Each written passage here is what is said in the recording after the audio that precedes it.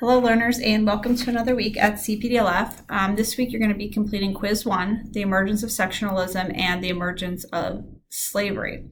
Okay, so for quiz 1, it's going to go and talk about Americans expanding to the Pacific. There's lots of questions about slaves entering and, statehood and, is it legal, illegal? It talks about, the Mexican War, the boundaries, the Dred Scott decision. So you'll go through and you'll look at that. The second one here is the emergence of slavery. And this is a really good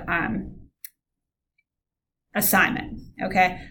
This is some really great information, and there's a lot of good videos out there. If you would do a search and, type in slavery or type in rebellion or type in the slave trading and triangular trade route, you're going to find some really great things. And I came across this video.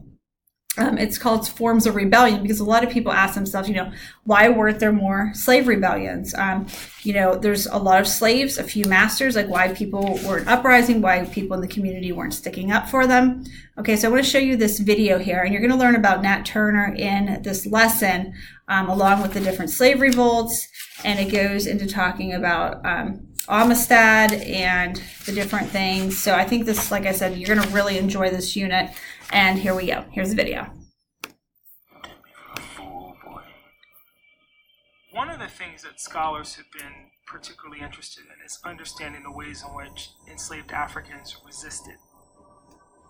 People say, well, if slavery was so brutal, why were there not more slave rebellions? In fact, scholars have now documented literally hundreds of rebellions that previously we didn't know about. Slave revolts happen multiple times in U.S. history.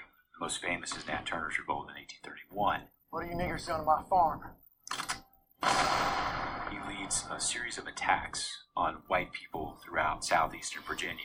Dirty bastards! In one case, they storm into a school and kill the teacher and about a dozen children. He basically says, who do you think these children will grow up to be? These children are groomed from a young age to be masters, to be slave owners. Get that loaded on the wagon. We have to understand also why there aren't things like Nat Turner happening every month of every year across the South. Quickly, come on, move! Enslaved people understand the balance of power. Move! The deck is stacked against them. Hurry up! Even when you look at rebellions that were really just rumors, the response was so violent. Hundreds of people would be imprisoned or lynched as a result of the suspicion of a rebellion. And they understand that even if they don't mind losing their life, they don't have the right to make that choice for their brother, their sister, their child, their parents. Boy, my keeps more honey on my sweet potatoes, boy. But rebellion wasn't the only way that enslaved Africans could resist. More common was what we've come to call day-to-day resistance, which was the seemingly small gestures to push back against the system. You think that's good? Yes, ma'am. Against the way the system demanded everything of the enslaved person's life. For instance, deliberately working a little slower, burning food or poisoning food, Mutilating oneself so that one would not be able to do work, To learn how to read and to write.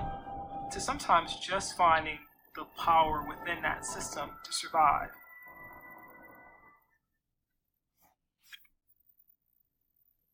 So as I said, I think this is a pretty enjoyable assignment.